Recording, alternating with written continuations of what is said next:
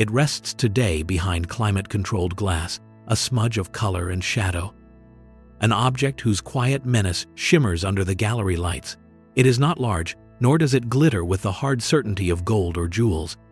Its power is a wash of something more insidious, a feeling that bleeds from the page, a silent testament to the absolute limit of human understanding. We journey into the heart of a literary ghost, a cryptographic demon known as the Voynich Manuscript.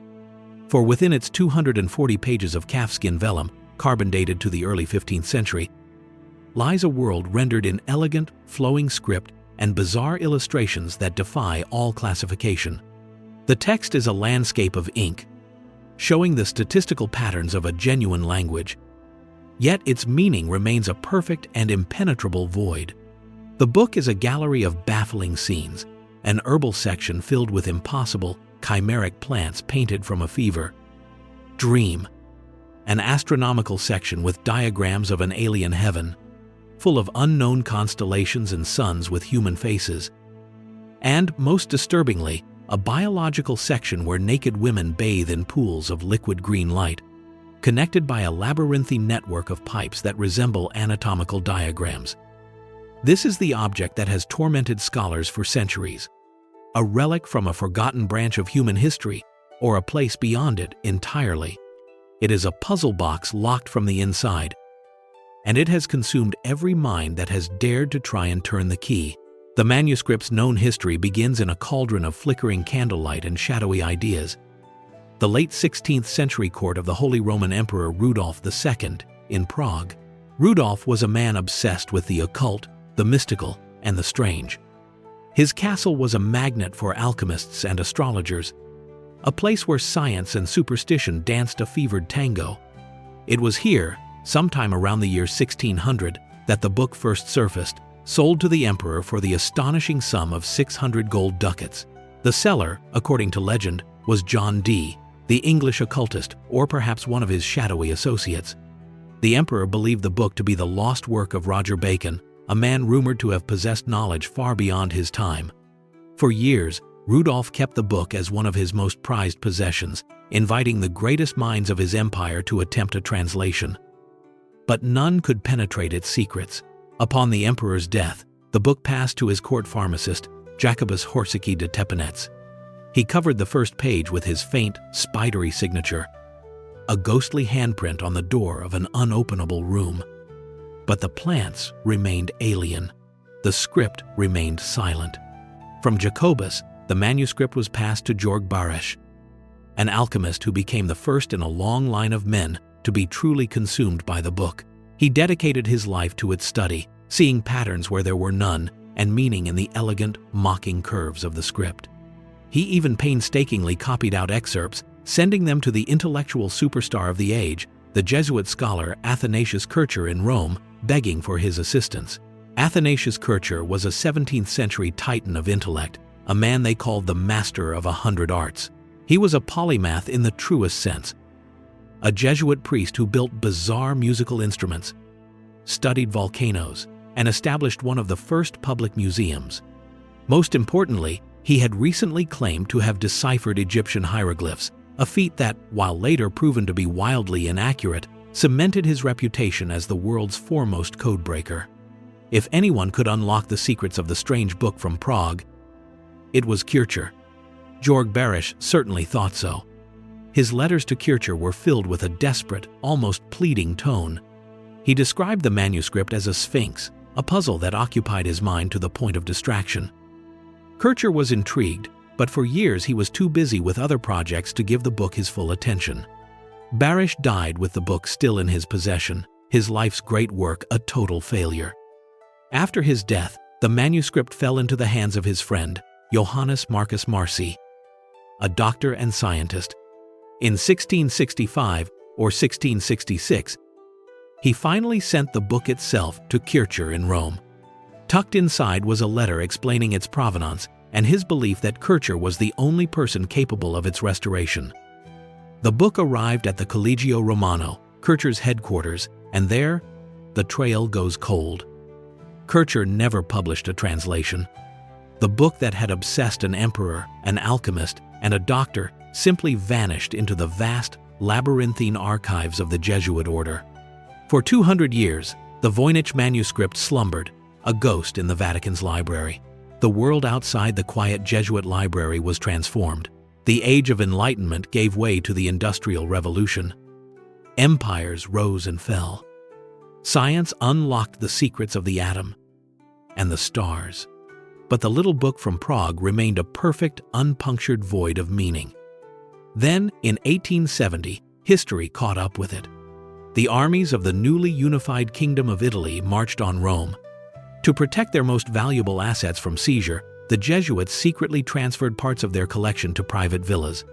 The Voynich Manuscript was packed into a crate and moved to the Villa Mondragone, a grand papal estate in the hills outside Rome. There, in a forgotten trunk, it would lie dormant for another 4 decades. The awakening came in 1912. The Jesuits at the Villa Mondragone, in need of funds, decided to discreetly sell some of their old books. Among the invited dealers was Wilfrid Voynich, a Polish revolutionary turned successful rare book dealer. As he sifted through the piles of old texts, his eyes fell upon a small, strange-looking codex. It was, he would later write, an ugly duckling. But as he opened it, he knew he had found something extraordinary. He purchased it and took it back to London. From that moment on, the book became his magnificent obsession. He spent the rest of his life trying to get it deciphered. He was the manuscript's great modern champion, the man who rescued it from obscurity and gave it his name. But the book, in its own silent, implacable way, would ultimately defeat him too. He died in 1930 without ever knowing what his ugly duckling truly was. The manuscript was eventually donated to Yale University in 1969, where it remains catalogued as MS-408, an object that radiates a deep intellectual dread. The heart of the enigma is the script itself, Voynichese. At first glance, it could be mistaken for a real language, a landscape of ink with strokes like a brush.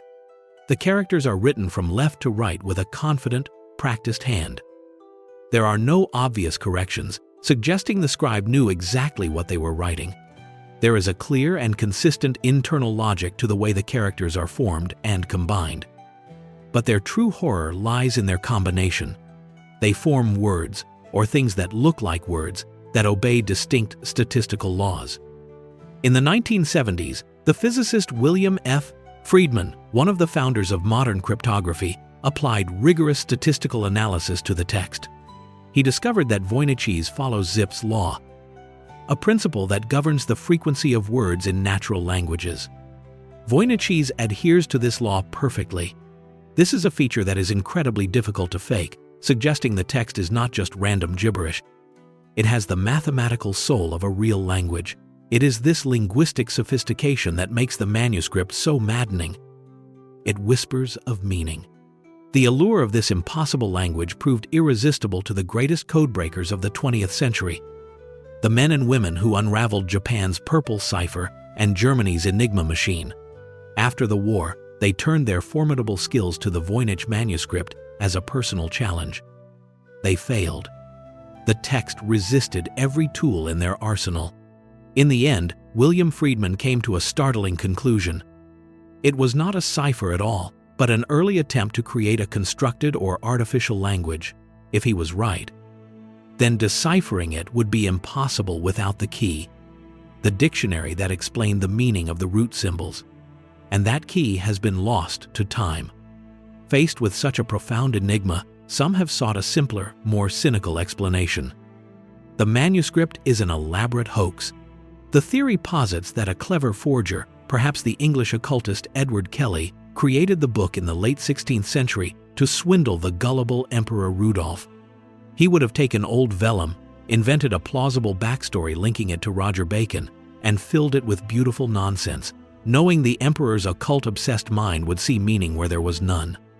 It is an elegant theory that would neatly solve the mystery. The reason no one can read it is that there is nothing to read. There is, however, one very large problem with this theory: the carbon dating. In 2009, researchers at the University of Arizona were given permission to take small samples from the manuscript's vellum pages. Their analysis was conclusive. The calfskin was prepared sometime between the years 1404 and 1438. This places the creation of the book's raw materials a full 150 years before the reign of Emperor Rudolf. While it is possible that a 16th century forger found a stash of unused, pristine 15th century vellum, it seems highly unlikely.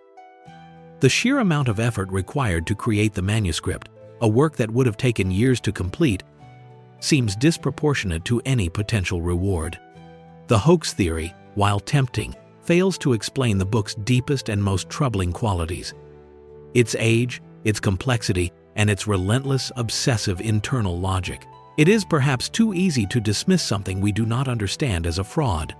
The truth may be something far stranger and far more disturbing, a genuine artifact from a mind or a world that operated on principles utterly alien to our own.